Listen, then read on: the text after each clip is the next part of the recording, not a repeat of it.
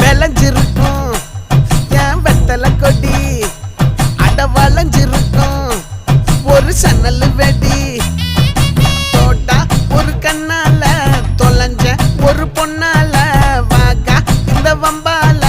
வல விரிச்சிட வந்தாளே பார்த்து வளைச்ச தேக்கு ஓம் பட்ட உடம்பு சோக்கு என்ன குத்தும் குறும்பு மூக்கு கொஞ்சம் ஓய்வை கொடுத்து தாக்கு